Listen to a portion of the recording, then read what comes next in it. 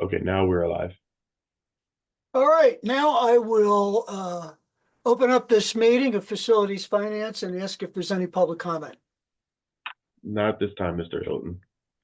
Okay, so looking at the agenda and having had just a little bit of time to look at the EI study facility update, I think I'm going to flip this around and ask Mr. Willauer to go through his items because they're going to be uh, not as lengthy as EI's, clearly. So could you do that, Dan? Sure, not a problem. Thank you. Thank you much, and good evening, everyone. So I have a few updates. I am going to share my screen here.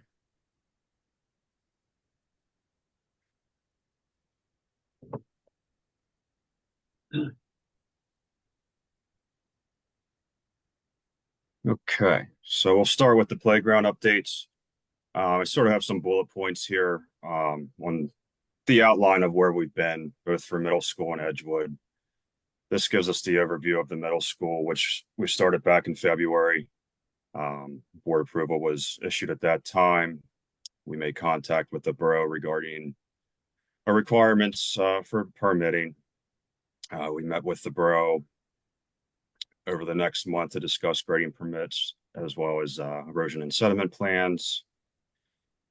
Since we were off to a slow start without getting approval, we spoke with our installer and they were gracious enough to store our equipment for us at that time. And then we met with the borough, some clarity on the application process of the different avenues that we hit a roadblock with.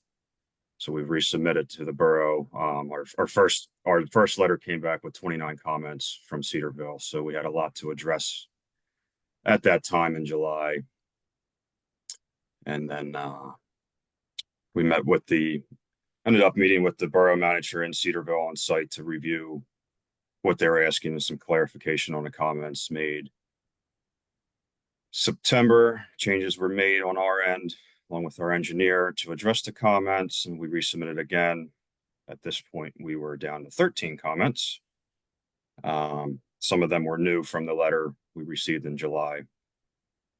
So at this point, we have addressed everything that was current, and this past week we resubmitted. So I'm hopeful in the next few weeks we'll have some positive news on this project. We'll move down to Edgewood, sort of the same idea. This project did start before my time. This was back in spring of 2023 when ONS started with the project. They had some meetings pre application to discuss project and everything involved. There was some time gaps in this project, a little bit longer than the middle school. Drawings were made, stormwater management reports submitted. We had some other drainage issues come up that we have addressed. And then we received in July a review letter with 12 comments. That was followed up by the first letter, which had 6. So we've been addressing that, and we're at the point now where everything has been addressed, and along with the middle school, we resubmitted this past week as well. Is there any questions at all regarding the playgrounds?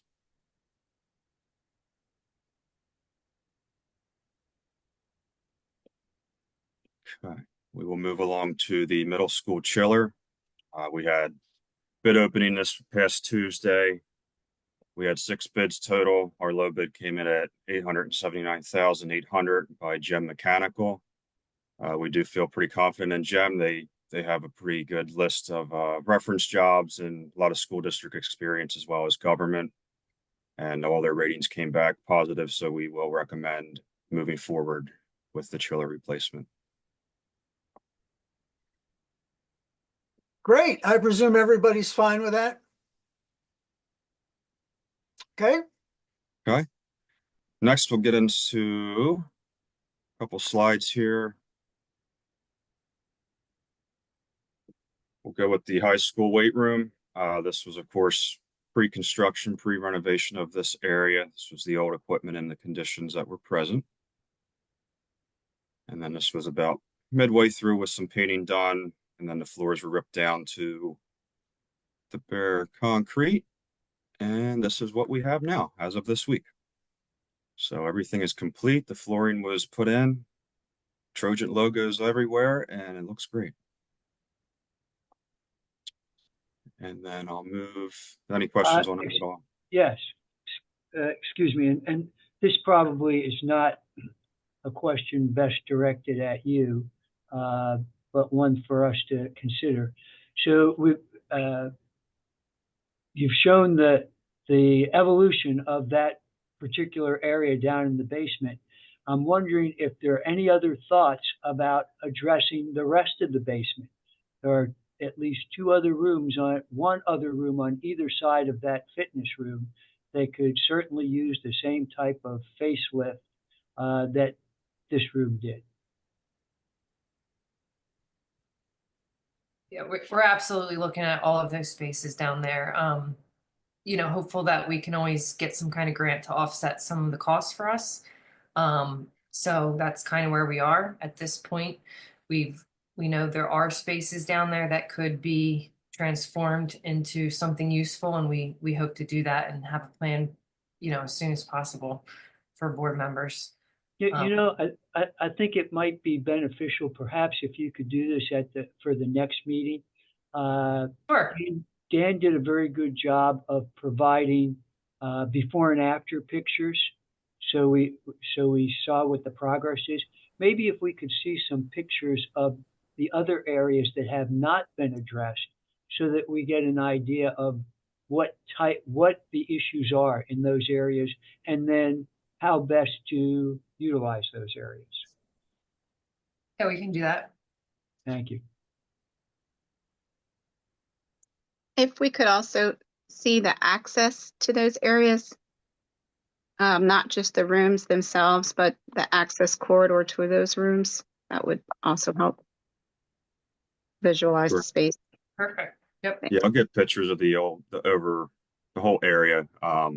There is like a blue indoor-outdoor type surface that is put almost like a turf type grass, fake grass that's put in the hallway down there, which even that little bit helped, but the hallway itself, I do plan on getting some new lighting in there and sprucing up those areas. That's going to make that really nice down there. Thank you. Exactly what I was going for. Thank you.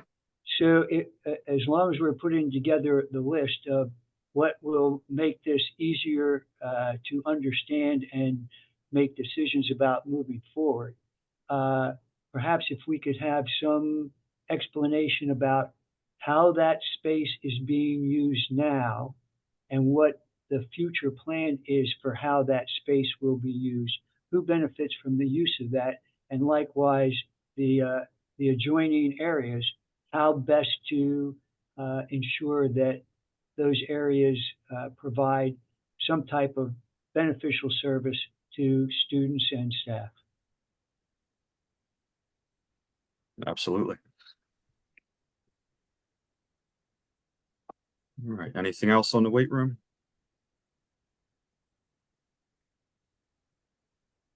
All right. I will move next to our tree project update, which I could have taken pictures for days because of the amount of work. It's going very quick and has been great to see. I just took a few generalized pictures of the campuses I stopped at the last couple days. We did have 2 planning events in the last few weeks, one at Barth and one at Lincoln, with student involvement, which was great. Students were able to get their hands dirty and learn about all the vital roles trees play in our environment. So we do have another planning event scheduled for Franklin coming up soon. And so far, Barth, Lincoln, Franklin, Edgewood, and the middle school has begun. So we're off to a very good start for the fall. Wow, Dan, you're just igniting all of my questions today. The pictures that you have, and we have a volume of pictures of the trees going in.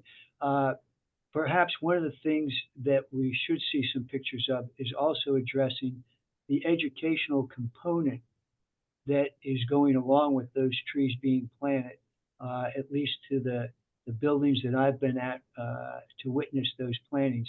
The students, the elementary students involved, get to meet with a Temple professor who is involved with this project, and he does what I believe is a very good job of providing education about the value of the trees and the purpose of what they're doing. So maybe if we can get some pictures of students being directly involved would be Sure. ideal.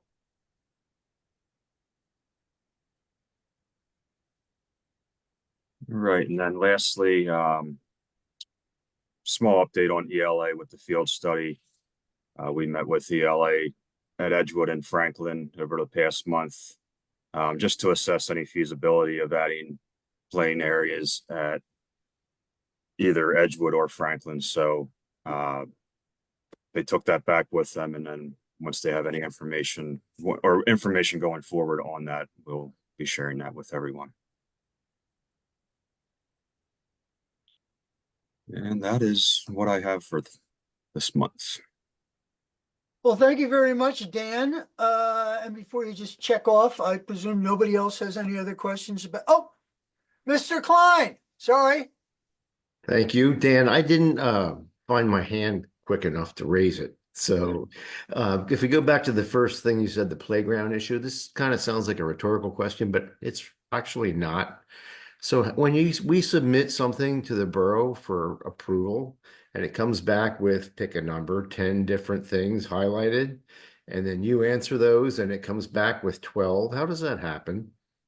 So some was from changes of what their first notations were. It could have been, we needed, for reference with the middle school, one thing we needed to add was underwater storage, drainage, so stone beds. So the stone beds were then addressed and put in place, but now originally we put one in, now they wanted two, and they wanted to change the location of the beds underneath the ground. So fixing one thing in a way made multiple others pop up then. Thank you. I knew it wasn't your fault. I'm just asking a question here. Yeah, a lot of the numbers, it can be minimal. It could be changes on the prints. Some may be locations of equipment versus the surface. But once we move one thing or satisfy one comment, it can open up to 2, 3, 4 more then. Thank you.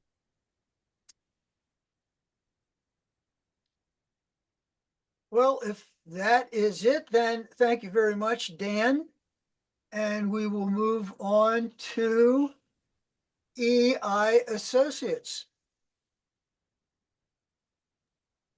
Good evening, everyone. Good to see everybody again.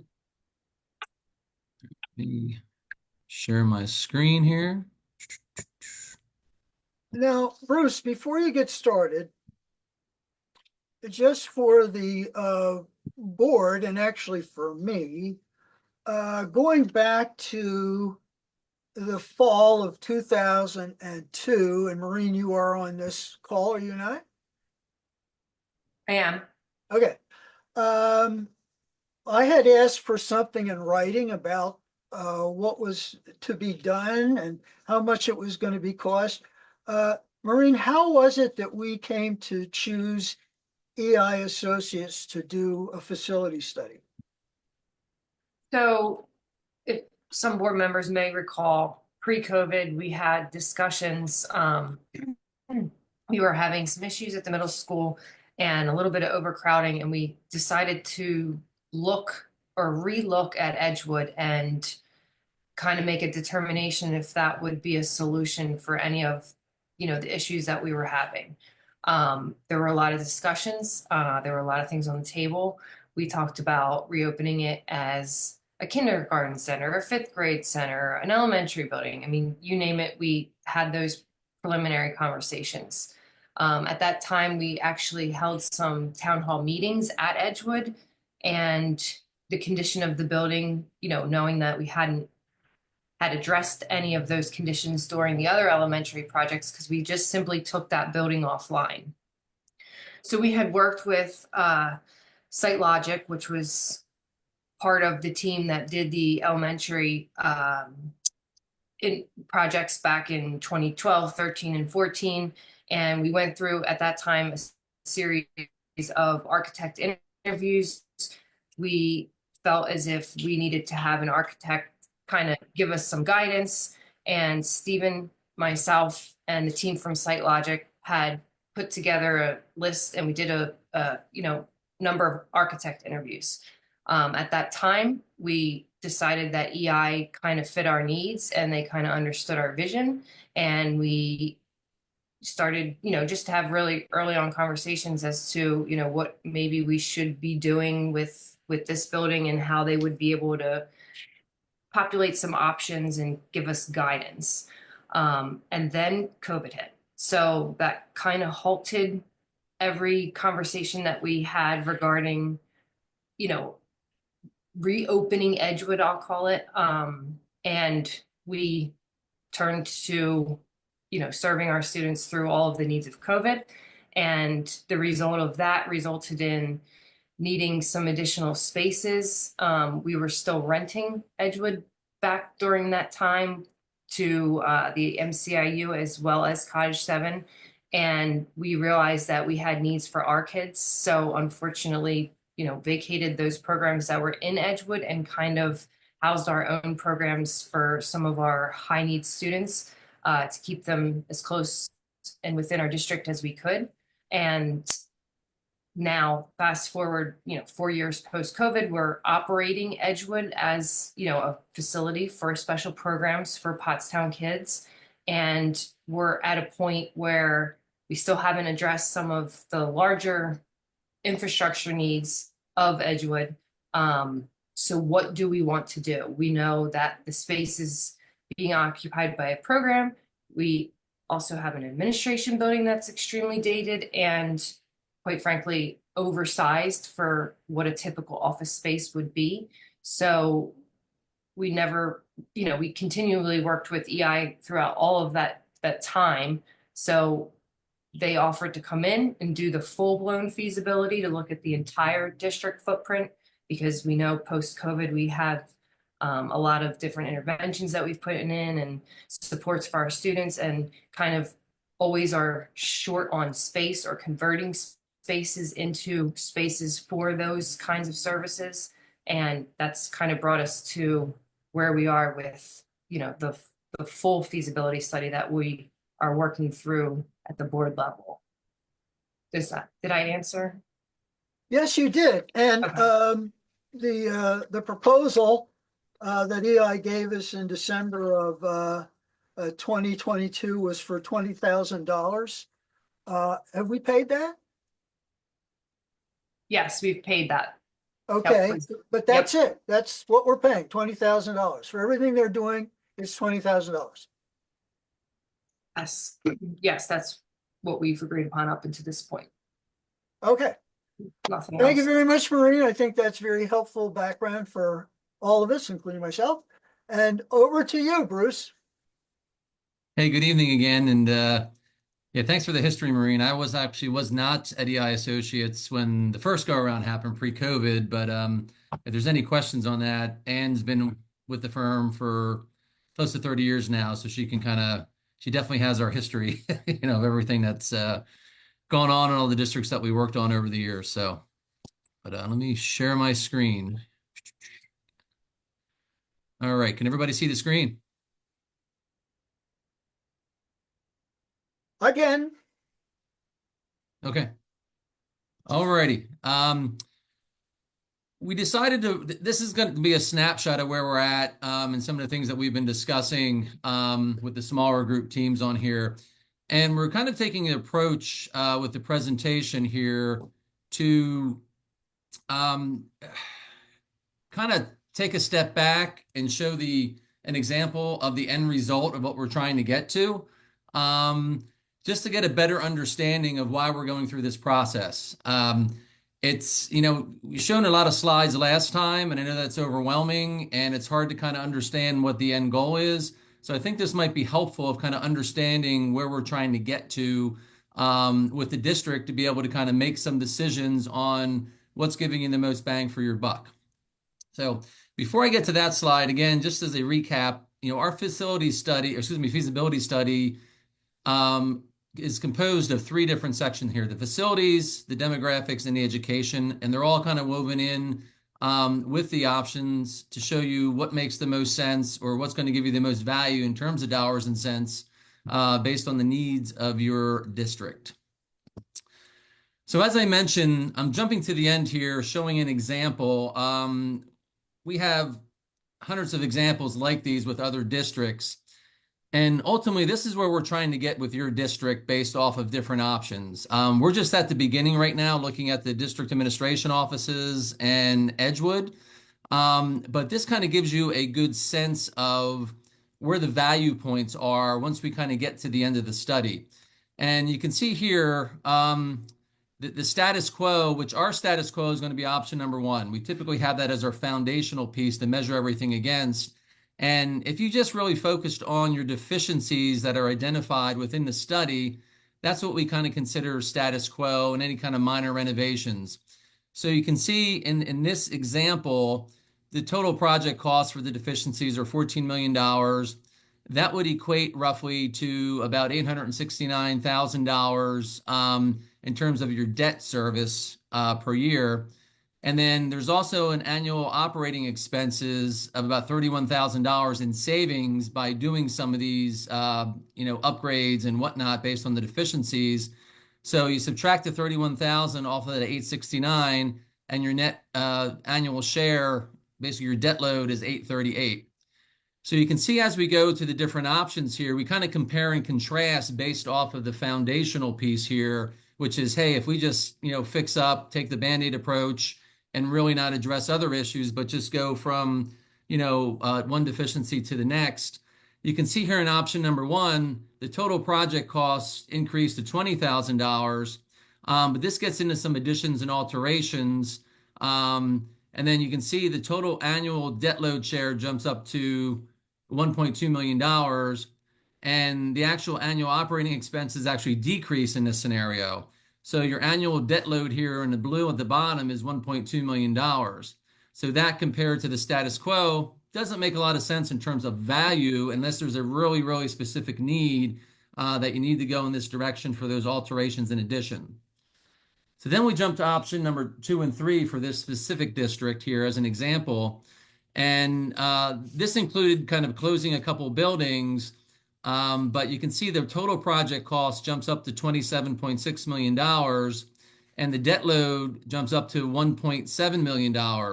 However, because of closing buildings, other efficiencies that have identified, and I'll show you some examples of how we get to some of these annual operating expenses, they're saving close to $1 million a year. So when you subtract that off your annual debt load share here, your actual net increase of new monies is $641,000. In this case, from what I understand from this district, they already had a debt load of, I think it was like $500,000 or $550,000. So they're only increasing it by about $100,000 to $150,000 per year based on this scenario. So this is why we kind of take kind of a holistic approach and see if we can kind of kill, multiple birds with one stone and see where that value point is. Because when you look at this, you're getting a lot more value for one, and you're really not paying, you're actually decreasing your out-of-pocket cost when you factor everything in, including operational expenses that are being saved. So this is where we want to get to with the district as we kind of go through our process here. Is there any questions so far with the chart here? And again, this is just an example. This isn't your district. But it was very good because we get to, this point with most of our districts. So some of the things we get into with the annual operating expenses that we look at here are energy savings. If we're closing a building or kind of doing a grade realignment, are there any savings with staff? food service, and you can kind of see all the different line items that we kind of take into consideration, for operating expenses. The one thing that's not shown on here that we're seeing pretty consistently with other districts is with solar and geothermal really increase the annual energy saving expenses to give you a lot more bang for your buck. So that's something I think we really need to kind of look at also as we're going through the process to see if that increases, your overall bottom line number down here in terms of operating expense savings. And again, this is just more of a word dynamic, based off of the chart prior, just kind of shows the different categories that we kind of really get into the weeds with to see, what can be saved and really take a hard look at some of the different dynamics within the district. This next slide here is a real good example. We're working with several districts of kind of taking it a step further and identifying different projects at different schools, identifying the costs, and then seeing when we want to kind of do those projects. And in this case, we go phase 1 through phase 5, and that's over a 10-year period. So you can see here, and there's like several other pages to this, but I just kind of want to show you the Cliff Notes version of it. So for instance, in the high school, we've kind of listed all the different projects they're looking to do in the future or that are currently being worked on now. And then we also even go to kind of campus and site and other types of projects here. And in this case, they're looking to potentially do a culinary arts, a program to kind of expand that, but that's not until year 5. And then when we kind of get to the summary page here, we kind of get to the total project cost of $79 million. And then we also get into the project funding. And in this case, they took advantage of borrowing $15 million at the low interest rate. So they're going to be getting some return on their investment in that, but they're planning on borrowing $60 million between the end of this year and when we get to 2034 to help meet their needs across the boards. Now, all these projects are deficiencies and other projects they like to kind of do from an educational standpoint. Their enrollment's actually going down. And this is one of the districts that went into our process saying, hey, we need to build a new elementary school. And we were able to vet out saying, you really don't need to build a new elementary school. If anything, you need to close one of your buildings and you have enough space to reconsolidate on campus. So, we were able to find a lot of savings from taking that approach here. But you can see down here when we go to the project funding, we also have a couple line items. In this case, they're looking to kind of go net zero energy. So they're looking to power their entire campus. Actually, I think 110 to 114% was solar. And then we have 2 other lines with other miscellaneous energy savings that potentially can kind of help them out. And, we kind of spread that, based on the different years and the different dynamics. I won't get into all the different dynamics and conversations that we discuss with them, but we also factor in any energy rebates, grants, any local funds, and work those all in so we can see year by year what it's going to cost us in terms of the projects we want to do and then what our funding is going to be. And then we can kind of start moving things around and play mad scientist to see if we can get this to work. But the bottom line is we know that, right now the project costs around $79 million and we have funding of about $80 million. So we know we can make it work. It's just how do we kind of make this work over a 10-year period and what are the priorities for the district moving forward. So again, this is where we want to get with the district to kind of help you. We do not get into this chart with all the districts. I'd say it's more of about, a third. But we definitely get into this level of detail with the majority of our districts when we get into the options and everything. So what have we been doing the last, little while here? We've really kind of narrowed down our focus. And we're really focusing on the district administration office. And we came up with, to kind of start out of the gate, 4 different options of, okay, what do we want to do with the district administration office? And then we started looking at Edgewood. And while we focused on these 2, based on the previous presentation, these had the highest amount of deficiencies and work that we needed to address to say, hey, are we going to fix these up and address the deficiencies, or do we want to get rid of the district administration? So this is the process we're going through. For instance, 1A is, do we move the district administration over to Edgewood Elementary School and close district administration? 2B is, do we move DAO over to the high school? And will there be any alterations and additions required for that? We also looked at a couple other options that we don't think make a lot of sense, but we at least want to show you our thought process of the different dynamics that we're looking at. And like 2C, hey, do we, knock down the current district administration office and build new on the same site? And I'll explain why we have that as an option here in a subsequent slide. And then 2D, there was an idea of, hey, can we move the district administration offices to Barth?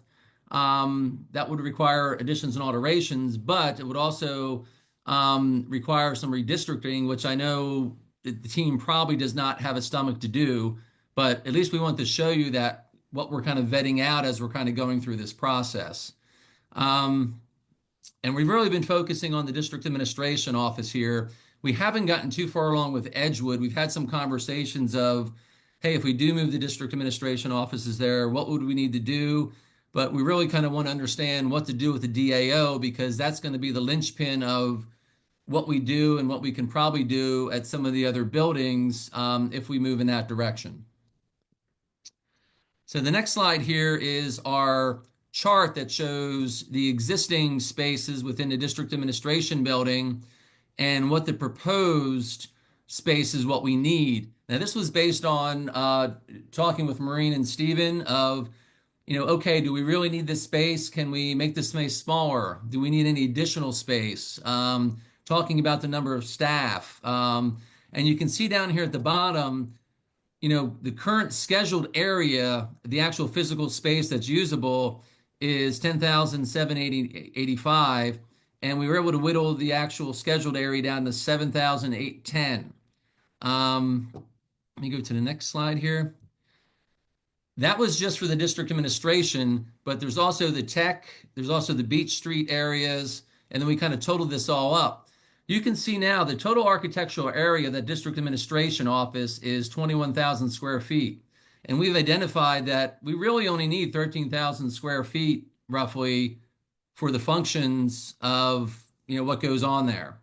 So that's what kind of got us thinking of, does it make sense to maybe knock it down and build new because you can build smaller and it'd be much more efficient and it could potentially save you money? Or do you just sell the building, repurpose it, and move the offices elsewhere? We also have this in kind of a graphic representation form that we call this our kit of parts. And this is the gray areas here show the existing spaces. So if you took this chart here and looking at this column here, this kit of parts here is reflecting that column that I just showed you. The next kit of parts in all blue is basically the new spaces or the whittled down spaces of this is all the space that we need based on the function and the needs of the district administration, the tech area, and the Beach Street areas. We then went through, we started the process, as I mentioned before, with Edgewood.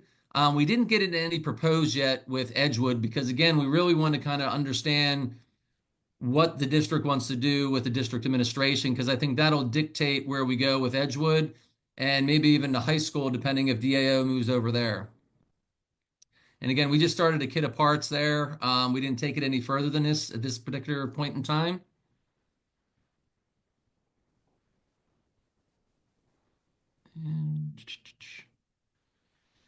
And just as a recap, we did update this. We are probably going to have to change this a little bit once we get into some of the roofing dynamic, and I can kind of go into that a little bit later here. But again, you can kind of see, Edgewood and the district administration in terms of cost per square foot were the highest, even though the middle school and high school had the largest efficiencies. And again, it's supported by the data and the site visits and everything. And then last but not least, we're also looking into kind of solar and geothermal. Does it make sense, based on the location, the size of the building, the available, land, roof, parking, and lot structure. We have looked at it. We do have some numbers, but we kind of have to weed through that to see if it makes sense. And I think it, from my perspective, what I've seen, I don't think right now it makes sense for the district administration office. I think there's going to be a lot of expense for that and too long of a payback period. But I think we want to wait that out to see what we do with the DAO and then see if we need to apply that to that building if you are going to keep it and what we're doing with it.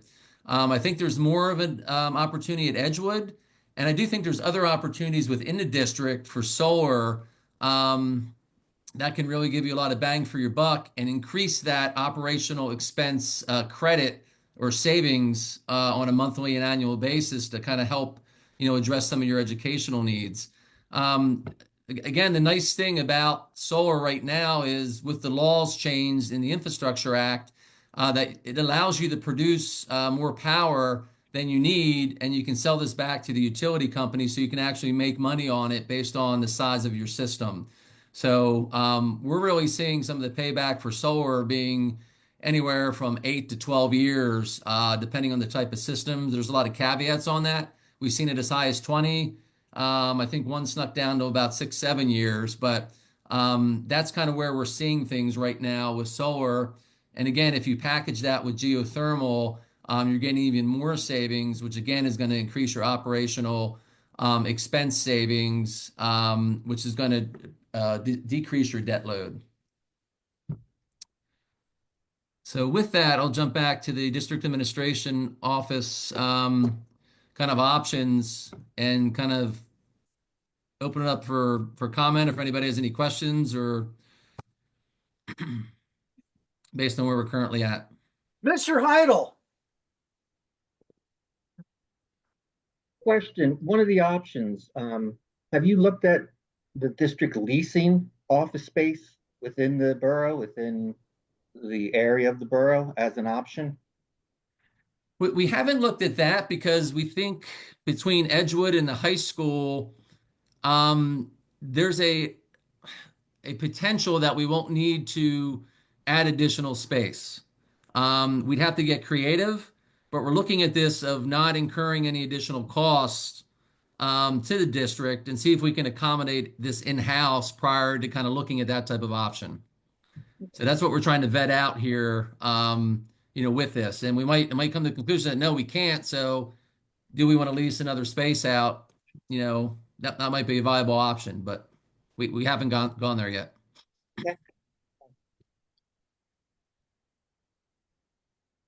And Kurt, I'll just say, Stephen, as you know, is heavily involved in paid, and I know he's consistently monitoring the real estate that is available. If there should be some kind of right-sized building, I mean, he's done that for years.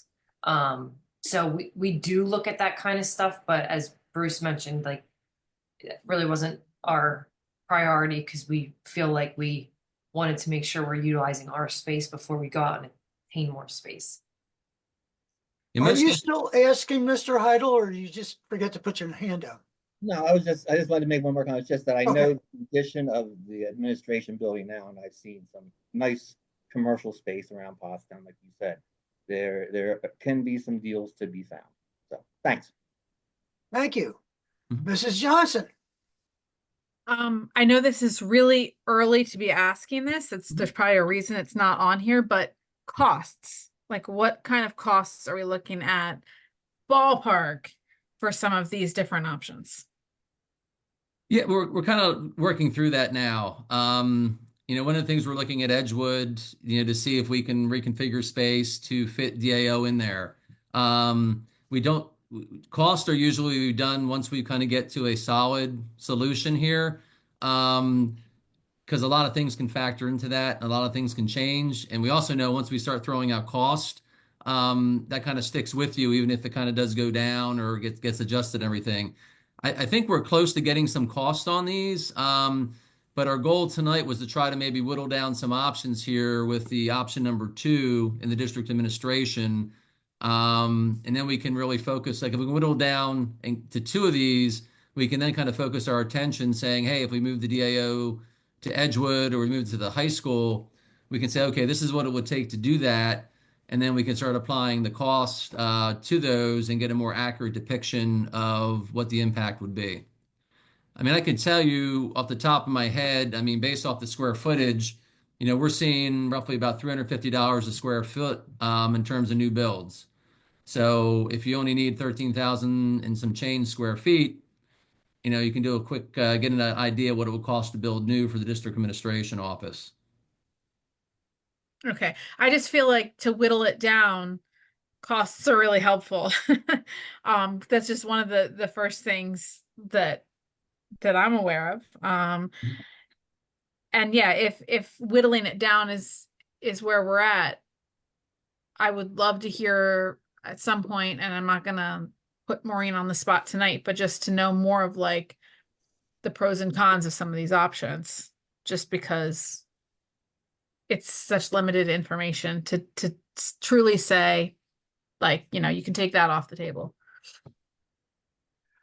Mr. Amato, you had your hand up. It's down. You're Yeah, yes, I did have my hand up. I took it down because I think I need to know more before I can ask a few intelligent questions.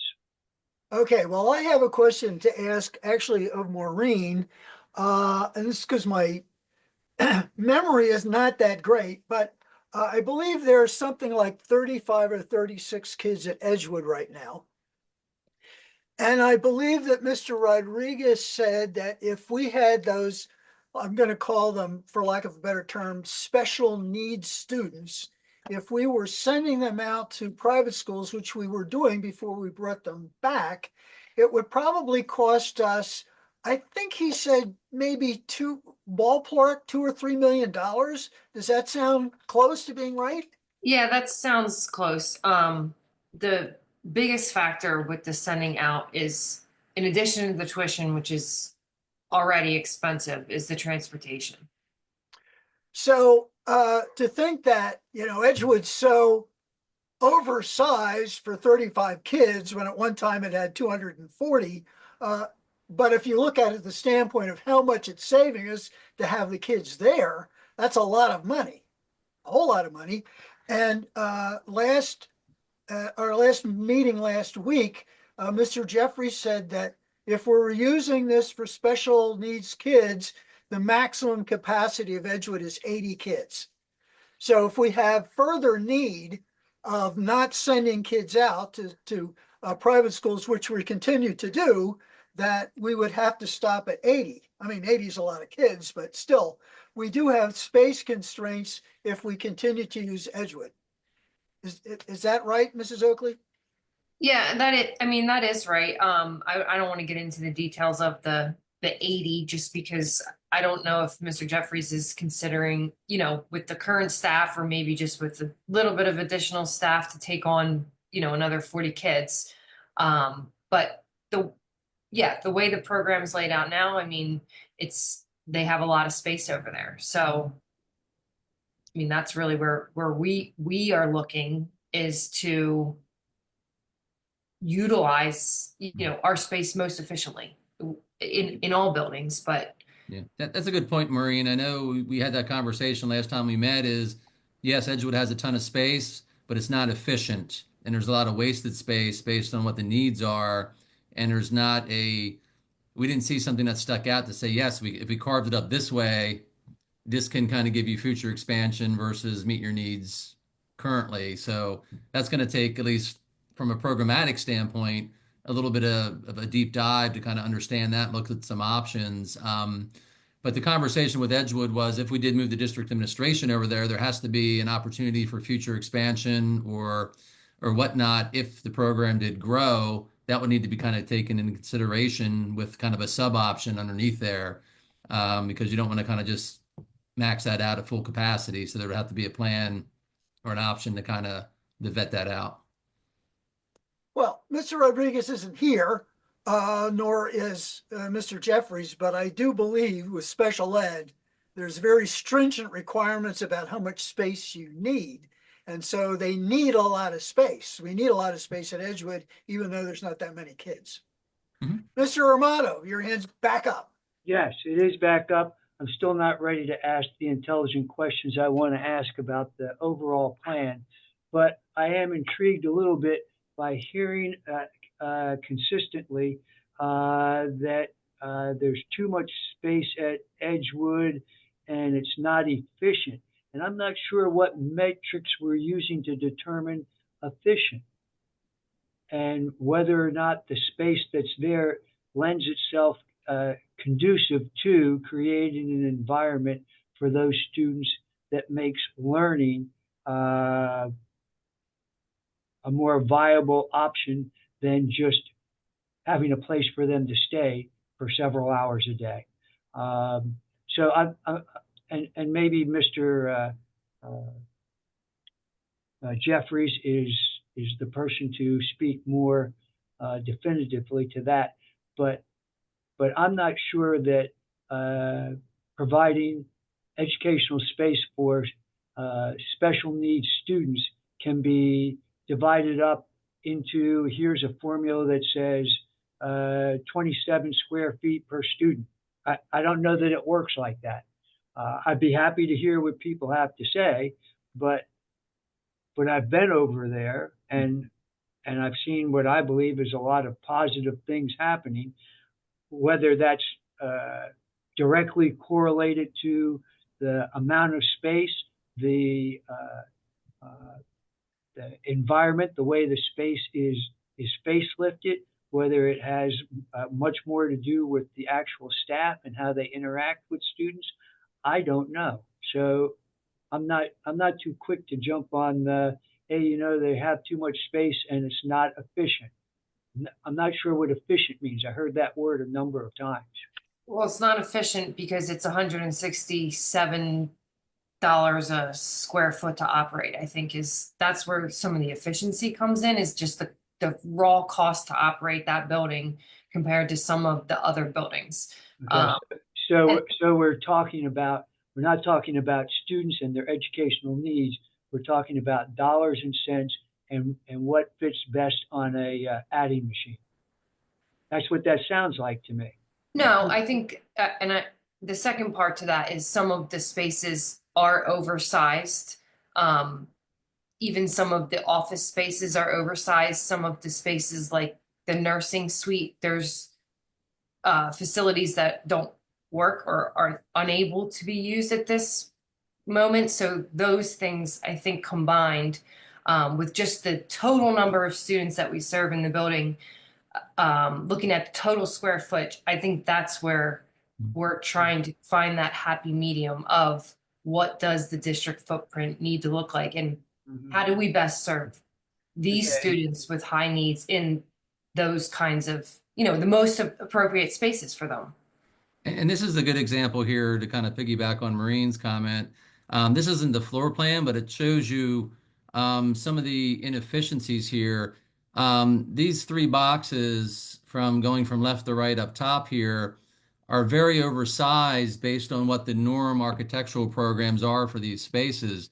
You could really fit 6 spaces within this box, but based on the way the floor plan's laid out, it's very difficult to do based on where corridors, where access you need, and whatnot. In addition, the way the current spaces are, we have acoustical and kind of privacy issues between those spaces too. So there's a couple different dynamics going on here architecturally. You have plenty of space, but it wasn't made for this type of function. It's been adapted for this type of function, but it's not the most efficient way to use it from an architectural programming standpoint. So that's what we're saying. We're not saying it's bad, but it's like, when you can get 6 spaces into this box, and technically you can only have 4 based on the way the corridors and other dynamics are laid out, that to us, from an architectural perspective, is inefficient. Yeah, and thank you very much. You used the key word, the architectural perspective. Yep. I got that, and I appreciate that. Mhm. I'm more concerned about the educational perspective Mhm. and what type of atmosphere is created, what type of culture is created in with more space than with less space, Mhm. and the psychological effect that it has on people. That would be something that I would be concerned with. I got the whole piece you're saying. You take out the slide rule and measure it up and say, this is what works best architecturally. Yep. And we're I'm not we're an architect, obviously. Yep. And just to let you know, we're not very stingy when it comes to spaces. If anything, we like larger spaces. We typically go on norms based on, classroom size, what the minimum has to be for PDE, and we try to get it larger because we understand that those spaces need to be flexible in the future. So, by no means are we saying that we're going down the bare minimums and squeezing, kids on here. We're just saying based on norms that we see with other successful programs, these are typical of the sizes that you see. And this is what we can do with that space versus what's there. Mrs. Johnson.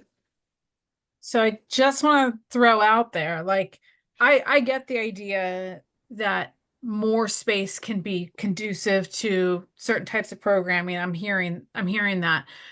On the flip side, financial efficiency, let me start with this. It's not an either or. Financial efficiency can help us serve our students better because it leaves more resources and more usable space for good programs. So I don't think it needs to be do we care about financial efficiency or architectural efficiency, or do we care about students? I think those things can serve each other, and that the idea is we figure out the balance of the best possible usable space with the most financial efficiency so that we have resources to do all of the things that we need and want to do. So just throwing that out there.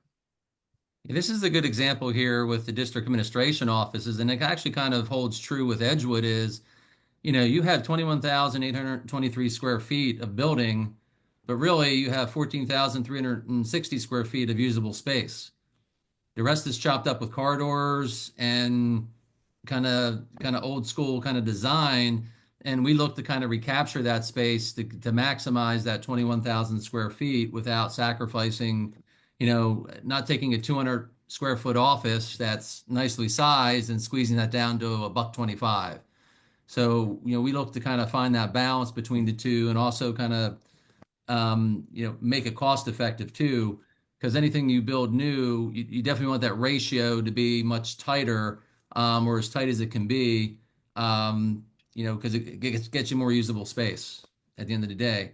Some of the older buildings we see, half the space is taken up by corridors and miscellaneous kind of dead spaces. And, again, we like to be much more efficient with that because it gives you more to work with.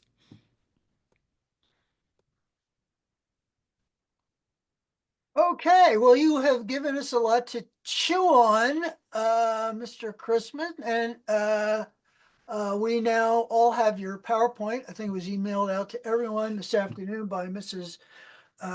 Oakley. So we are coming up on our hour. And is there any public comment, Tony? Yes, there is. All right. Did you let that person in? Inez Bell? Hello, hello. Thank you so much. Hello. Sorry. My name, like you said, good evening, is Inez Bell. I'm from Warren Street in Pottstown. I'd like to say thank you to the council for allowing me to have this opportunity to speak this evening. I just wanted to share that FAC is striving and pushing forward with community engagements. Most recently, we were at the Grandparents Bingo at Rupert, and we had a car at the Trunk or Treat at Franklin. With plans to participate, hopefully, in Franklin's Thankful Potluck, and for you to be on the lookout for our event in December. We just want to say we appreciate the welcoming interaction with the parents, the teachers, and the staff at all of these events at our schools at any level. And we also want to say thank you to all the principals that have opened their doors to us thus far at the events that we have had this year. Switching gears, as a mom and a member of the community, I'd also like to make a comment on the recent events that I've noticed. I've been to almost every home game this past football season. It's a game I love, understand, and highly enjoy. And it's just been very shocking to watch the lack of enthusiasm, passion, and drive that I see out there. What I've noticed across the board, from leadership on down to the athletics is that football, cheer, and the marching band programs are not getting what they need to thrive. For example, I see 35 players suited and rooted, ready to go, but only maybe 10, 15 players play. I've observed talking and socializing instead of engaging the crowd to pump up the teams even the more. And maybe may I suggest that if there's a collaboration between the cheer and the marching band, maybe that would aid in some of that. So my question and my comment and concern to this school board is since you guys are the ones making the decisions on the hiring, I'm sure you're not just looking at the financial availability, but the characters and the drives of the persons that are going to do the job when you're making your decisions. I pray that if not now, I pray it will be a huge factor when it's time to come to decide again. I know and I'm sure that you've heard the rumblings, and I know you're not blind to what's going on with the leadership, which is trickling down to our students. So I implore you, I encourage you, and I admonish you to open up your eyes and see what is needed for the children, our children. My hope is that they become strong and compassionate and ever striving for the D1s and the top of their lines in their fields, in their sports, in the music department. But we have to be the change that we want to see, because nothing changes if nothing changes. And we already know the very definition of insanity is doing the same thing but expecting a different result. That's all I wanted to share at this time, and I really hope and pray that things can be different for our children. Thank you for these 3 minutes. His grace and peace be upon you all. Thank you. Tony, is there anyone else? Yes, there is. Okay. I'm not seeing a name up on my screen. Hello, everyone. It's Mercedes Jackson. Uh, Another FAC member. I second everything that Miss Inez Bell said. What I wanted to speak upon was all these trees being planted. At Edgewood, I did notice that the bunch of weeds that we AKA called the meadow was taken down, and it looks so nice out there. The children were able to find missing footballs and soccer balls and things that have been missing for a very long time. However, my concern is with planting so many trees, the maintenance of the leaves falling off the trees, parking spaces is already limited, and then we're putting trees in the middle of the parking spaces. So now there's going to be less parking spaces. Then also, what about the damage that trees can cause when branches fall off onto people's vehicles? My also concern is we are planting all these trees, but yet all students don't have a book. Some students are sharing the same book. So if somebody loves trees so much, is it possible that we can take some of the trees and make books out of the trees? Could we also make some fences out of the trees? See me, I'm all about stretching the dollar, honey. So we can make more things happen instead of just planting the trees and letting them blow in the breeze. So also, if we put up a fence, then we don't have to worry about people allowing their dogs to use the bathroom in areas where our children play. So as I see it, all these trees being planted is just more places for dogs to do their business. Also, if we're going to plant trees, I was wondering if maybe out in where the meadow was, could maybe apple trees be planted or pear trees, something that produces fruit. Then children can go out and plant them, and then now they're also getting to eat fresh fruit. These are other ways that trees can be more resourceful than just sitting there, dropping leaves and taking up limited space as it already is. Thank you for listening. Everyone have a blessed week. Okay, do we have anyone else? Tony?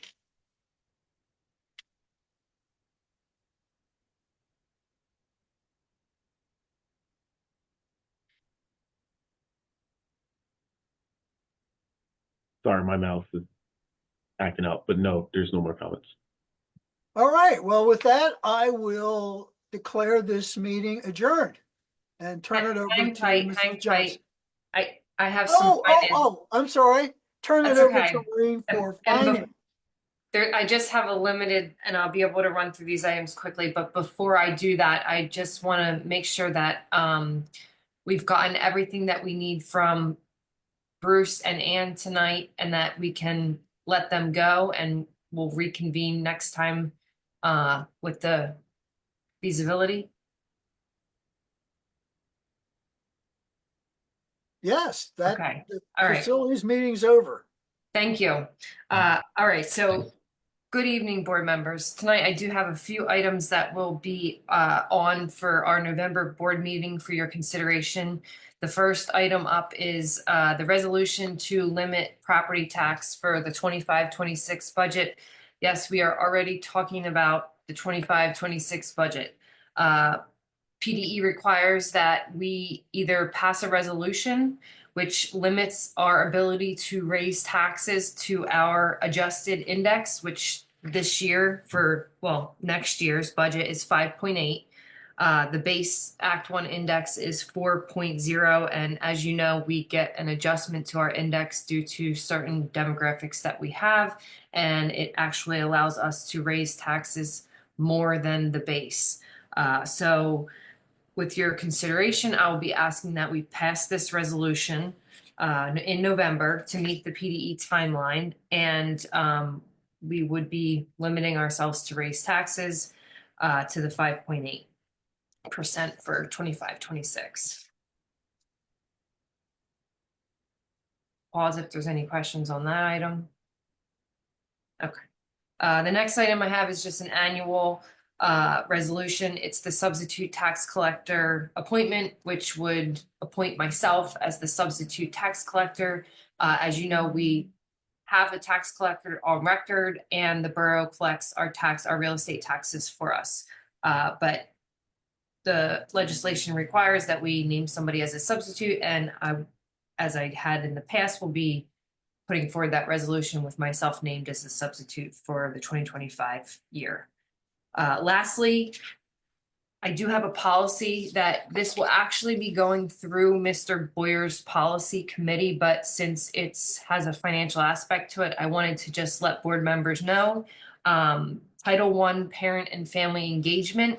This is a requirement of our federal program, our Title I program. And recently we had gone through the monitoring process, and we need to amend our policy. Basically, right now we have the what we are going to do when it comes to parent and family engagement, but we're lacking the how we are going to do that. So when Mr. Boyer has that draft policy ready, he will share it out to the board members so that you guys can take a look. There's a lot of added language in there that just gets us compliant for our federal programs. So I wanted to let you know that that will be coming through policy. And if anybody had any questions, you could feel free to reach out to me or Mr. Boyer. But since it's financial, I figured I'd indulge you with that tonight. And that concludes my items, Mr. Hilton. Well, I am sorry, Mrs. Oakley, that I cut off finance. I was Okay. so thrown for a loop by the facilities presentation. So now I think I can fairly say it's time for Mrs. Johnson to come out and run a very efficient meeting. Thank you. We do try to do that. You almost got yours done in under an hour. Almost. I was all ready to make a comment, and I still did. So, okay. To get started, I guess the question, as always, is are there any public comments? Not at this time, Mrs. Johnson. Okay. Mrs. Oakley, do you want to go ahead and share your presentation? I asked Mrs. Oakley to talk to us a little bit about charter costs in relation to advocacy in particular, but also obviously we're just coming off of the finance and facilities meeting, so it fits perfectly right in this spot. And that way she can have the rest of her evening not in a meeting with us if she wants to. No worries. So yeah, whenever you're ready. Okay. Can everybody see the right screen? Okay. I always have Yeah. a bit of an issue when I have multiple things open, so thank you. Yes, so as Laura had mentioned, we wanted to take a look at some of the charter school impact that the charter schools have specifically on Pottstown's budget. We are grateful that there has been some legislation that has allowed for some changes to the way that charter schools are funded, and there are some additional requirements that were passed with the 24-25 budget for charter schools, some accountability levels and auditing requirements, which had not been in place over years since charter schools were established. So looking at Pottstown, our spend, this is a chart of how much we pay or have paid since the 16-17 year to each charter school. And you can see the largest of the expenditures are to Renaissance. And sorry, there's 2 Renaissance on here, but the last one is just blank. I had to marry those up. But it's the same Renaissance. So Renaissance Academy, they're pretty substantial as far as the brick and mortar schools. So we have 2 districts that are brick and mortar schools, or 2 charters that are brick and mortar, which means a physical building. The rest of these charters are cyber charters, and they don't have a physical building. So as you can imagine, that cuts down on costs tremendously when you don't have to have a building where you heat and cool and have students come in and out of on the daily. So those 2 brick and mortar schools that we have are Collegium and Renaissance. I'll pause, Laura. You can jump in at any time. I was going to say, I have a question. I want to ask a clarifying question here. You said that being a cyber school cuts down on costs. Can you say who it cuts down on costs for? Is it for us? Does it help us at all? No. So if a cyber charter,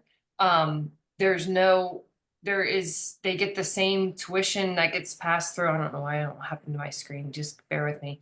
The same tuition amount gets passed through to whether you're a cyber charter or you have a physical building. So it's advantageous, I would say, to the charter to not have a building. If they can, run an operation where they don't have a physical building, I mean, there's tons of savings right off the top where you're not paying for a building.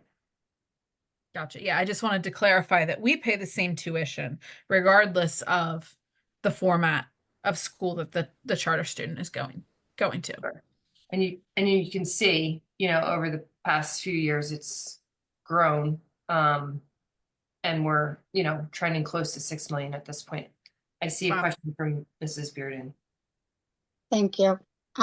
With Collegium and Renaissance being the only 2 brick and mortar, if we had actual Pottstown School District busing, do we have the accountability of what those costs would be for us to bus, say, just the quantity of students that we're handling now to those brick and mortar schools?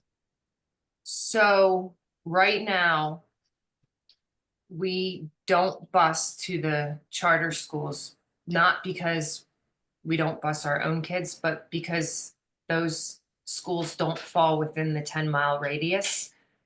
So that causes us to not have to bus.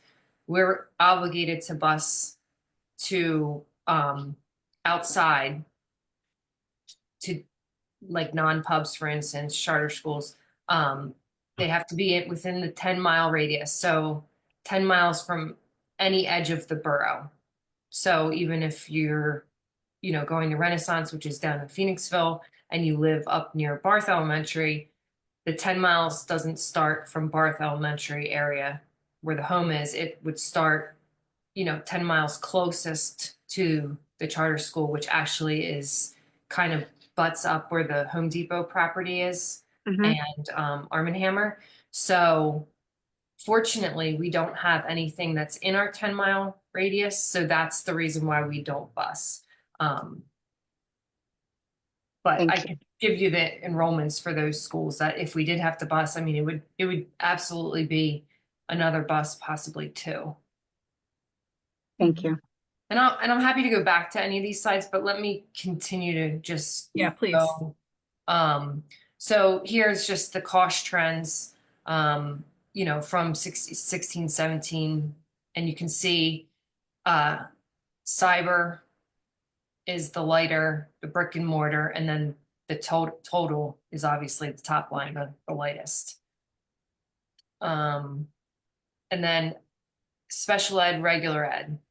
So special ed's the darkest trend line here, and the total, and you can see, you know, the fluctuation between special ed, regular ed, and I'll get into some of the students enrolled, and I'll break those down by special ed, regular ed, brick and mortar, and cyber, so you can see that as well. So this is our student enrollment, and as you can see, in 1920 we were about 183 kids, and I of course can't see that line because my thing's covering it, but I think we're trending close to, on average, our highest month last year of enrollment of charter was 314 students. And that was in May of 2024. And we're trending right in that same, you know, we're trending right in that same area for this year so far. Brick and mortar regular ed and special ed, as well as the cyber regular ed and the cyber special ed. So as you can see, cyber special ed, I mean, last year alone took a jump of, you know, 15, 16 students, and that is the heavy hitter. Our tuition for regular ed, I think I have that on here, yes. This year is $11,865, and as Laura mentioned, that doesn't matter if it's a brick and mortar or a cyber, it's the same.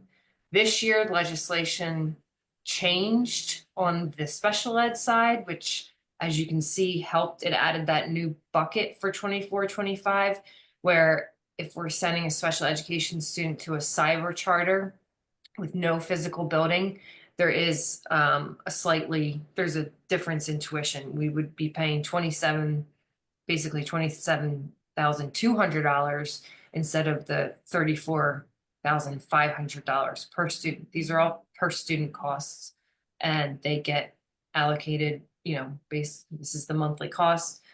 The student, you know, enrolled, not even, you know, we don't pay for actual days attended or anything. It's just the students enrolled that month, and then we pay that prorated monthly cost. Can you say a little bit about or I can, about what happened that the cost is lowered for special ed now? If for cyber or special ed? For cyber special ed, well, the legislation changed, and they changed the formula. So I have to look to see exactly what I was gonna say, I mean, Mhm. I'm happy to as well, because I'm familiar with this Yeah. part. So Yeah. it had been that we had to make the assumption in our calculations that 16% of our students were special ed, when in reality, it's like 21% of our students are special ed. And so when we came up with our tuition calculation, it was based on an artificially small number of total Mhm. special ed students, which inflated the total costs per student. So basically, the legislature finally is letting us use the real numbers, and that's why it's coming down. That's my understanding of it. Yeah, well, twofold. So yes, the special ed cost per student, we get to use our actual ADM that we report, our average daily membership. I don't want to speak in acronyms because sometimes there's so many of them, and you just assume Alphabet everybody. soup. Yeah. Yeah, they do that to me a lot in meetings, and I feel so I don't want to in turn do that to others. So it's our actual students that we're reporting. Their daily membership is basically, their attendance. They're in our programs, and we report those number of students. So when we have special ed count, we take that number and that's what is used as, the dividing factor of the total special ed expenditures. So because we got away from the state standard of 16%, we could use our, denominator of 23%, which then in turn keeps our special education costs lower.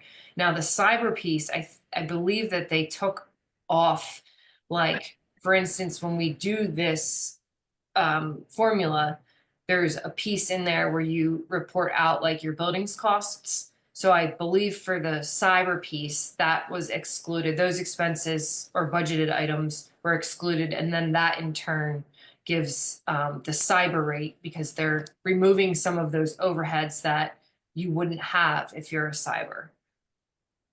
I Which did is not know also that. helpful. That's Yeah. awesome. Yeah. Mhm. So I'm happy to go back to any of these slides or questions. Any questions? Phoebe, go ahead. I just wanted to go back to what Mrs. Bearden was asking, and to make sure I'm clear. If we were to bus our students, we wouldn't have to bus them then because of the 10-mile radius thing? Or would we? Correct. We would Okay. not. So because the brick and mortar school right now, that these 64 and 29 students, well, that was last year, attend, they go to a physical location. Because that physical location is in excess of 10 miles from our boundary, we do not have to transport them. Now, if there were to be a brick and mortar charter school that came inside that 10-mile radius or opened up, that would pose a threat to, we would absolutely have to transport those students.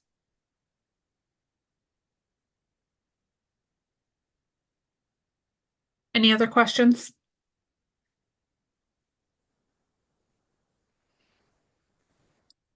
Oh, I know one that I had. Or Maureen, do you still have any slides left, or was this it? That was it. Okay. Okay, there's an issue I've heard of, and you can tell me how right on this is or isn't. How many families do we have move into the district and never set foot in our schools, but just do charter or cyber from the beginning? Meaning, like, we didn't get a shot. They moved in with the expectation of, we'll move in, we'll do charter, or maybe they were already doing it. Is that a common thing? Is that driving any of our numbers? Yes. So, and I didn't have the results of that, but last year, Dr. White and her team took a look at the students by name and looked them up and tried to, and even reached out to some of the families just to get a pulse on why charter, why not our buildings. And there were a number of them. I don't want to quote a number off the top of my head. I have to go through because there was a long list of reasons and there wasn't an easy way to sort them out. But there was a number of students that never came into Pottstown's buildings, or they moved from another district and they moved to Pottstown and stayed in their charter. So that just became our bill now. And that's sometimes what happens is, if students move into our district and are attending a charter, that bill now just inherently becomes ours. So there was analysis done last year, and we definitely wanted to find out why, or is there a grade level in which we tend to lose more students to a charter? And it does increase a little bit at the middle school level. If there was anywhere that there's an increase, it is at that level. Okay. Yeah, and I don't expect one answer to some of this. I know post-COVID, I assume there continued to be people who either stayed in cyber charters or moved there more, but it just seems like as it increases, I'm just thinking about what we can do about that, why, and particularly when it's a matter of um an assumption that the public perception, we don't want to send our kids to Pottstown, and how to help negate that, how to work in the direction that people feel inclined to give it a shot. But that's a very multi-layered question, I realize. Legislatively speaking, obviously we just had an election, so there's no big like there's no bills out there I'm asking everyone to write about or to make a, start calling your rep and senator and everything. But I just want this issue to continue to be on our radar, because we basically ended up with this last election with a state house, it's the exact same composition that it was. So we have a lot of the same potential that we've had to make either little bits of progress on cyber charter funding reform, or maybe bigger bits of progress. We'll see. But I want it to stay on our radar, and I want us to see like that's a really big jump in costs. Like just over the year before, it was over $1 million increase, right, Maureen? Yeah, let me reshare.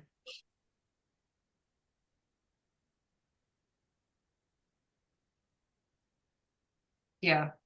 Yeah. Oh, No, not quite. Okay. yeah, the year over year is all the way on the bottom. So, but I mean, from 21, 22 to 22, 23, it was $1 million. Mm-hmm. And then last year going into 23, 24 is about 672. Yeah, and it's not like as that happens, we see, any significant decrease in those costs in our buildings. Like you take a student from here and a student from there out of all our different, grades and types of education, and you don't just get fewer bills for the most part. So it eats into the progress that we're making with fair funding when we see this continue to happen. So Yeah. anyway, thank you for putting it on our radar again. Do you have any other thoughts or like things you're hoping to see legislatively? No, I mean, more in this direction, I hope. I'm hoping that with some of the accountability that's going to come through when these entities have to, go through financial audits in the same capacity that we do, maybe their reserves and their fund balances and all of the things that we have really strict regulations to comply to. Hopefully there'll be some shed light onto those areas, I guess. So that'll be all interesting to see, because again, this is new. So it'll take some time, I'm sure, for that to all come out, but yeah. Yeah, it would be helpful to be able to see what they're doing with that money, that we know they're not spending it all on education from other reports. We know that, and we know that the special ed tuition in particular is not, much of it is not spent on special ed. And so that's the part that's just like, would love to see some accountability there. You know, or just accountability, or like, let's fix this so that the funding, we're sending what the funding, we're sending funding that is needed and not funding that they're using to buy properties, which is what they are doing at this point. And and advertising and, a lot of different things that look different than public education. Things that we'd all be out of a job if we were doing. So, yeah. So, okay. Thank you. I appreciate that. Thanks for taking the time to give us the update. Yeah. Thank you. Okay. So moving on, I am going to screen share. And part of why I'm like looking around my desk right now is because I do not have what I need to hook this up to my second screen. So I'm going to be using just one, which means if anybody the whole time that I'm going through the next presentations has comments, please don't raise your hand. Please just go ahead and speak up, because what I'm going to do is start sharing my screen.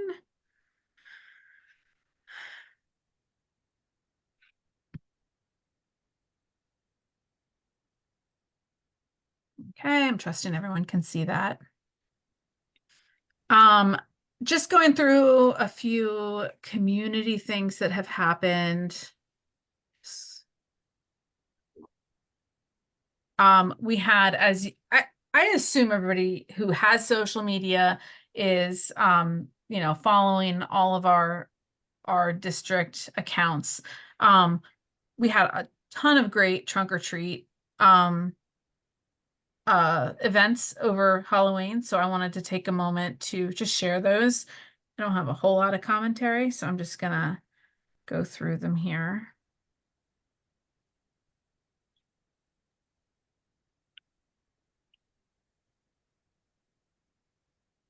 Part of why, oh, that was a little fast. Hold on. I saw the leaning in there to look and not you, John, not you. Part of why I love these events, and I know that I am not the only one, is because of how they are one of the kinds of events that brings people out without any pressure. It's very open-handed, it's all fun, it's celebratory. I don't think it's as intimidating as sometimes people feel when they come to school events. So yeah, go ahead, Mr. Amato. Yeah, I hope the shark eats that guy. So in terms of engagement, these types of events are unbelievable because everybody puts their guards down and teachers talk to students and vice versa, and teachers communicate with parents, parents communicate with teachers in a much different atmosphere, and is very, very conducive to building some real strong relationships when you get to see people out of their normal characterization and find out that they are just plain old people just like you. It improves communications, it improves the development of relationships, and ultimately improves our ability to provide quality education for our students. So I like it. Now, understand, I also like the chocolate candy because I go home all the time with my pockets full of it. But That's fair. That's allowed. Okay, we can take that slide off. I like that shark. I was leaving it up here. I think it's the last one. Yeah, it was the last one of the trunk or treat. So those were quite the success, it seemed. People loved it. The next one I wanted to go to is middle school recently had a pep rally, which was also some great photos. Everybody was having a super good time.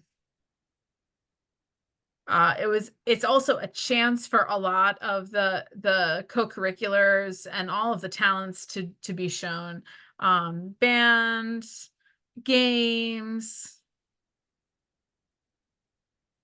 academic and other awards were given, which is that's always a really good opportunity too, to just celebrate all kinds of successes.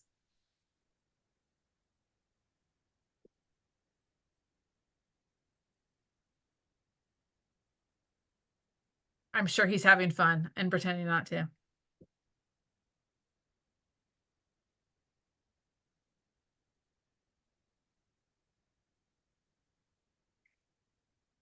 Okay, so that was great. Finally, this was a video that was, oh, you know what? I'm going to stop my share and reshare because I'm pretty sure I did not select the audio thing that is needed.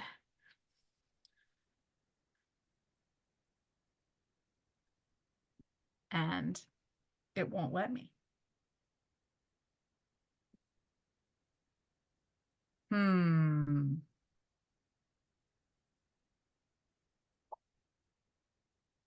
That is very strange. So I'm trying to share and it will not let me select sound. Is that something on the back end? Okay. Now I'm seeing a note to say that says try again. Yay. Okay. I see I can. Let's try this again.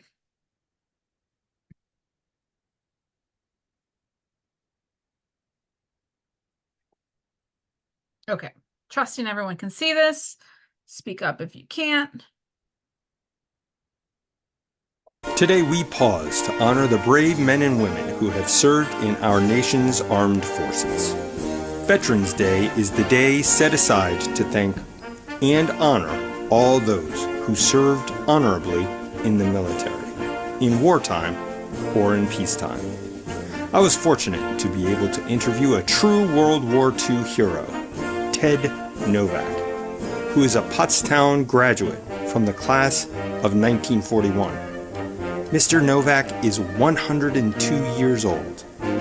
Ted was drafted into the Army in 1943 and was assigned to the 83rd Infantry Division, Company C, 331st Infantry, known as the Thunderbolts, until he was honorably discharged and received 2 Purple Hearts for his contributions in the war. Here's Ted's story. My name is Ted Novak, and I'm a graduate of Pottstown. What year were you born? October the 1st, 1922. The military is tough, you know, you're on hikes and you're just kept busy all the time when you're in the infantry. And that's what I was, an infantryman.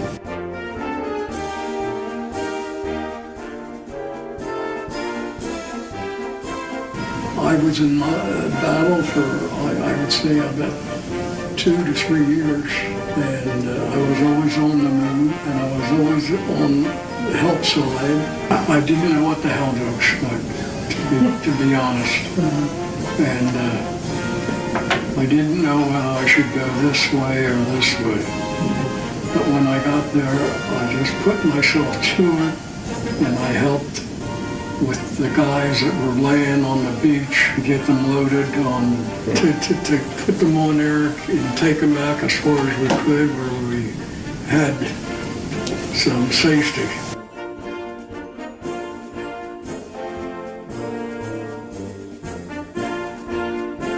I was shot in my back and my feet, and I was laid like on the beach here for like nothing,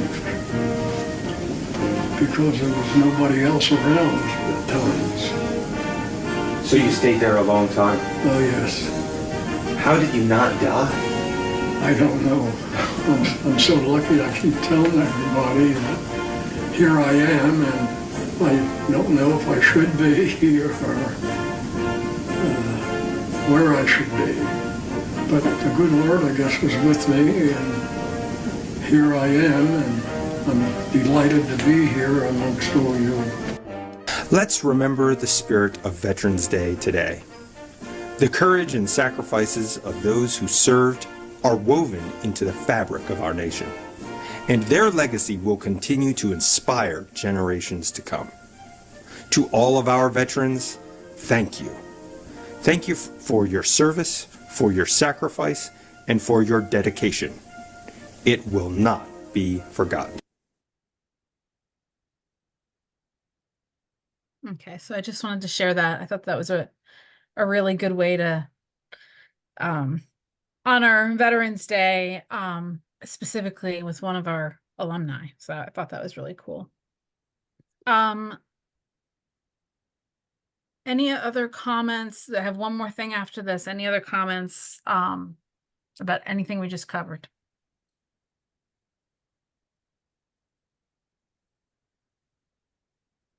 Okay, let me pull up the last thing.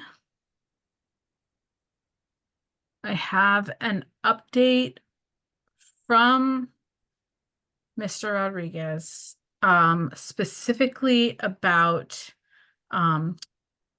our virtual days. We are getting into, could have snow. I mean, will we? I have no idea, but we could have snow. And there's always the issue or the question of what to do. And so I know that lately we've been using virtual days when we have snow, and I figured that we could hear a little update about that.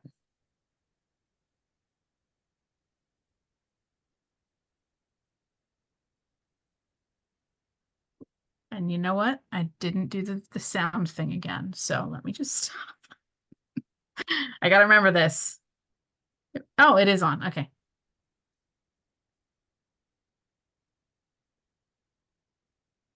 Good evening, Mrs. Johnson.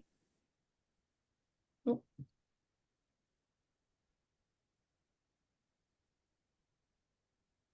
Just gonna pause that and try again. Hope it works. Good evening, Mrs. Johnson. Wow.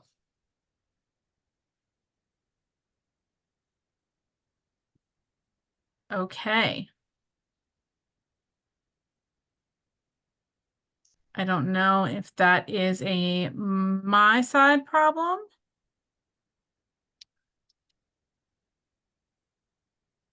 But if it won't work, it won't work.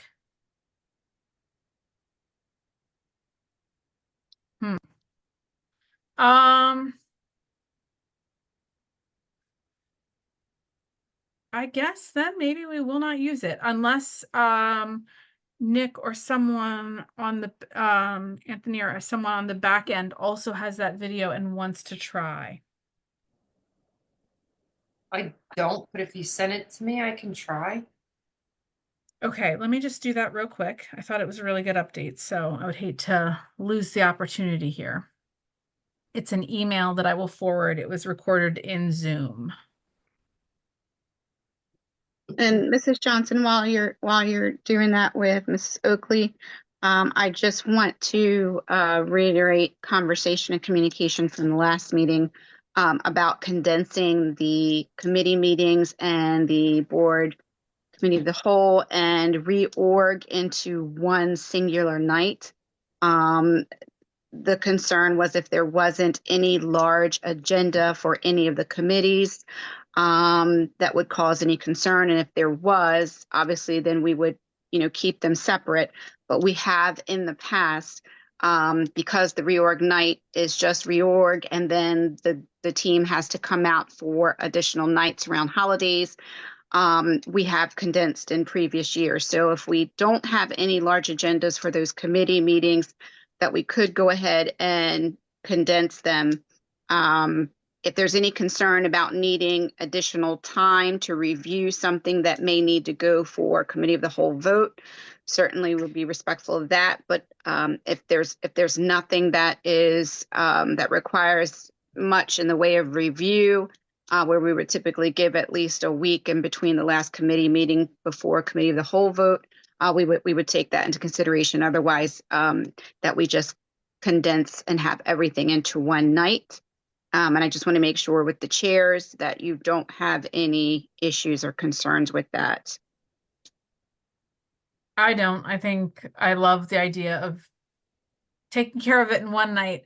I'm trying to remember. I always struggle a little bit with this because I feel like both December and January are a little different.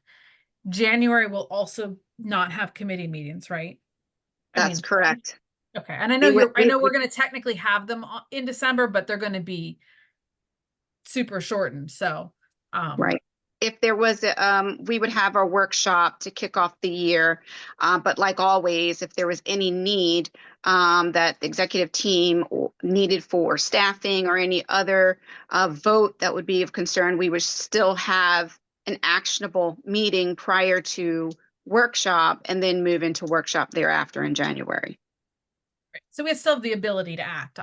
Yeah, absolutely. We just won't have committee meetings. So, and that's totally fine. I will have an easy time keeping the December committee as short as it needs to be.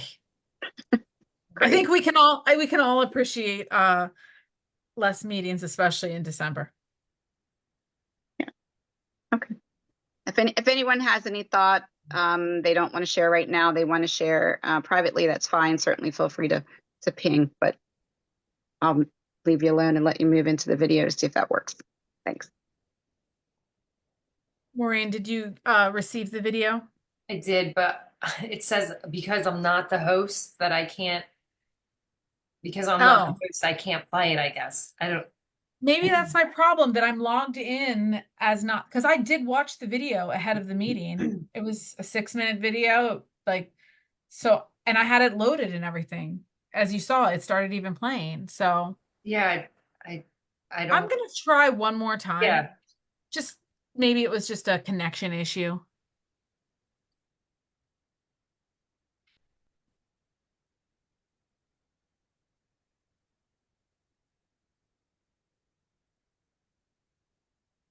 I'm just like literally reopening it up to see. Okay.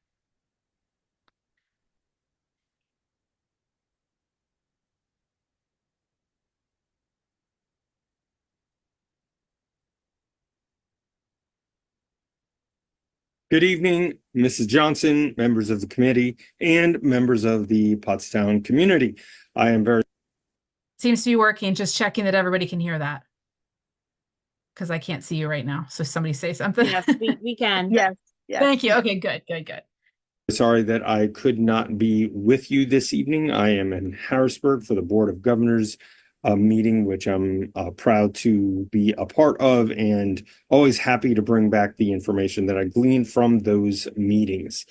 Mrs. Johnson had asked me to go through, since even though we've had a wonderful warm spell of weather, we know that the winter season is coming upon us, and in prior years we've definitely had snow by this time.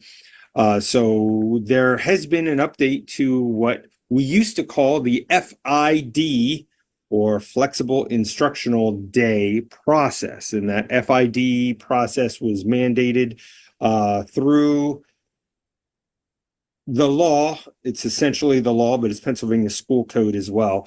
And there have been considerable changes made. So FID was the pilot program, but most of us have cyber programs, and COVID really changed everything. So at this point, we're not participating in FID anymore because we don't have to. We have virtual days. So we are calling what used to be FID is now just virtual days. And the law updated itself to come up with the technology that all of us in Pennsylvania and really across the nation have. We all have computers at this point, so it is not a big deal to do a virtual day because, we did it for like a year and a half. So the virtual day program, and I am going to start sharing my screen because I don't want to talk at you too long. I just want you to be able to get a quick update on this. So everybody can see this is our normal page here, our homepage, pottstownschools.com or .org. It'll take you to the same spot. So if you notice here, the quick links up at the upper right-hand part of the page, if you click on students, and then the very last option is virtual day. So just click on that, virtual, and you can see you've got a couple of different spots you can go to. On the left-hand side, frequently asked questions, procedures, notifications, and communication. And at the bottom of the screen, they're the exact same things. So for parents, what parents essentially want to know is, yes, you do have to answer the attendance question. Attendance is required and mandatory on these days. Obviously, the days look a little bit different. So you're going to spend time with your teachers, and we do synchronous education, as you can see here in the FAC. I will pull that open, and hopefully you can see the frequently asked questions, and that popped open for you. So you do spend time with teachers. It's not the entire day. So we don't keep our students in front of the screen the entire day. They do have projects and work that they can do on their own.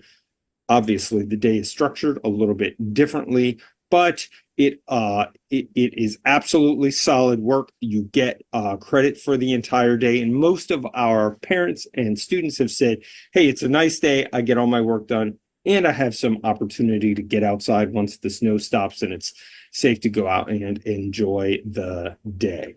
So I'm not going to dive too far into it, and I'm sorry that I'm not there to take questions, but we have been doing this for a number of years. So our day is the same. So elementary school, we start at 7:55. That's when the doors open. So it's 7:55 to 3:25, and middle school 7:10 to 2:40, high school 7:20 to 2:50. That's when the staff will be available to answer questions, etc. The other thing that I will say, and that you should know, is that we do a pretty good job of forecasting when these things come around. So we try to let everybody know, hey, make sure, there could be a weather event coming. If and when the call is made, please make sure to follow these procedures, and then we'll let students know this is the Google Drive or Google assignment that you should do. These are the places that you should go, etc. We got it down near to a science, and the virtual day means that we get credit for the day, don't have to make it up at the end of the school year, and it has been very successful. So I will pause there. And if it's okay, I'll just quickly comment on the next agenda item, which I believe is parent conferences. Just to say that our parent conferences were very successful, very well attended. I don't have the numbers; they're still being tabulated, and they're tabulated per building, but we don't have them all together. So we hope to have them for the early December meeting. And I'd just like to give a shout out and a big thank you to Mr. Hilton. If you see the screen behind me, this is Pottstown from many, many years ago. I think the 1920s or so. And I've gotten a lot of comments here about the image. It's an aerial. And as you can imagine, there's not too many aerial photos from that time period. So I'm really loving it, and I use it where I can. That's it for me, folks. Thanks very much, and have a great evening. Okay. So that was nice that worked. And I do love that picture. That was super cool. I'm like a little distracted by it, like trying to figure out where everything is there. Any questions or comments about that video and those updates? Okay, I will just make the comment that I made last year in relation to the virtual days, that every year there will be people, and this probably will never stop, who will say, just let them be kids and play outside in the snow. And every year, and I hope this is other people's experience too, my kids do get to go play outside in the snow for a really good chunk of the day. And I really value actually having them do a few days a year virtually. I actually I don't ever want to go back to the COVID days. I wouldn't want them to learn that way for the most part. But I actually think it's really a good skill to build, to be on a Zoom meeting and be able to interact that way and actually learn that, because I know, like a lot of you in my job, I use that. For most people, that is I mean, look at us right here. That is a component of life. And so I actually feel like it's part of a well-rounded education to learn to do that. So I am glad that we take those opportunities and also get those days in earlier in the year and not in June, when they're, in my opinion, not as valuable. If that is it, I do have a standing spot for FAC on the agenda. I know there was an update at the end of finance and facilities, but Mercedes, or if Inez is still on, if you guys had anything else, now is a fine time to say so. Hello, ladies. It's Inez again. Nice to see you all. I couldn't see y'all faces the last time I was talking, but I won't go through my whole spiel again. But it's great to see everyone. And as far as FAC is concerned, you know what I mean, we're just still out here doing what we can, you know what I mean, to bridge that gap between the community, the school district, the teachers, the students, whatever we can. So we're pretty much everywhere. And And I love the fact that when, they have the trunk or treats or they have grandparents bingo, which were the last two events we were at. And even with this potluck that's coming up, I just love the fact that we just get to be out there and we get to talk to other people. And there have been some feedbacks. We were even at Gear Up had something at the high school. And we were at that. And from that, we had some parents that were like, oh, you know what I mean? Put me on the email list, get me involved. And even at the trunk or treat, we had someone who gave us that backdrop because our theme was Charlie Brown. And she was like, yes, I want to get on board and I want to be,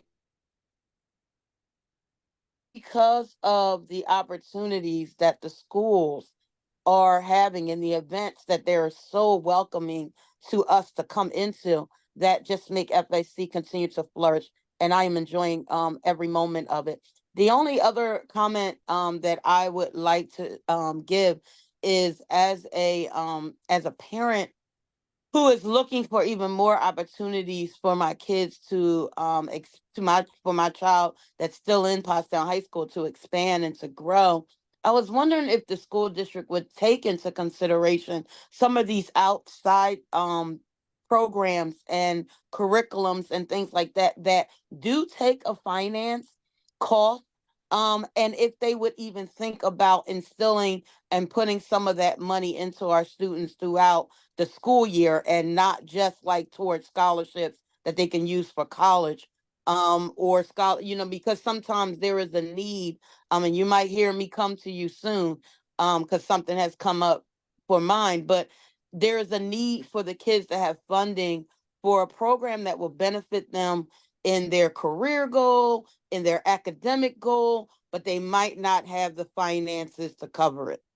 And I think if we could establish something for our students that are academically successful, that are art successful, whatever, to be able to reach that dream and do it now as opposed to having to wait until they graduate or, get a job or whatever, the trips may be. So if the district could kind of recognize that in some of our students that we have that, are compelled, that would be great as well. And so I just wanted to kind of put that little bug in your ear. I thank you so much for the time and the consideration.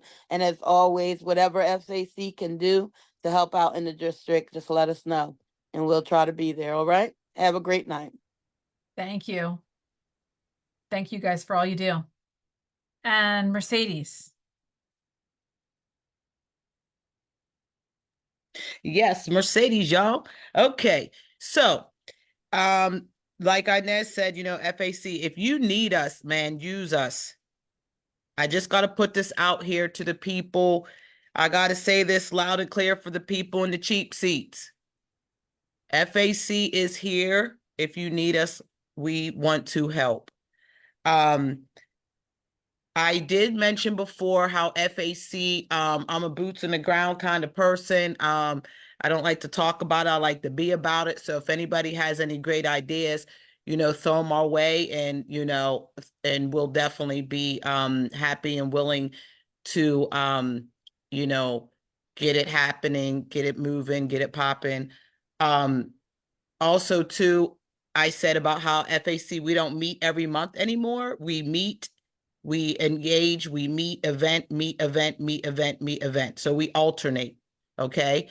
And also, I just want to say to some of the people like, hey, if they had an event in November, then December, it should be a meeting. We're flexible. So sometimes if we're getting feedback from parents like, hey, we really need something to go on People's Lonely, we're going to not have a meeting. We're going to have another event. The bottom line is, even if it came down to having an event every month, that's what's more important, to keep those bonds and those connections. From FAC having so many personal relationships with people in the outside in the community, you will be amazed how many times we have prevented angry parents from going up there and making a situation worse with their child. And just and just creating that bond and being that peacemaker. So like with what Mr. Armato said before. Another thing that I was thinking too is I would like, and this just the Holy Spirit just dropped this in my heart, is that maybe at one of our events that we can reach out to school board members and ask, who can maybe commit to come. So people can get to know y'all too on a personal level. Because I do remember the superintendent, Mr. Rodriguez, saying one time, like, oh, I'm sure those people don't want to see me. But there are some people who do want to see y'all and get to meet y'all, because they're only seeing you behind the screen and they're only seeing what people's opinions are. And I think, and an opinion is like a, butthole, everybody has one. So I think that they should be able to get to meet y'all amazing people in person, how I've had the pleasure of doing that. So, and just mingling and just like that, because it does make a difference. So that's all that I have to say about FAC. And maybe we can do, I'll maybe do some type of survey or something to find out who can sing, and maybe we can do our own like mask singer type thing. That'd be so dope. Pottstown is the bomb, y'all. All right, have a great week, y'all. Thank you. That is an intriguing idea. Any other public comment? Not at this time, Mrs. Johnson. Okay. Well, thank you, FAC folks. Thank you again. That's good. And I think that's it for the meeting. If nobody else, no other committee members or board members have something to say, then see you guys next week.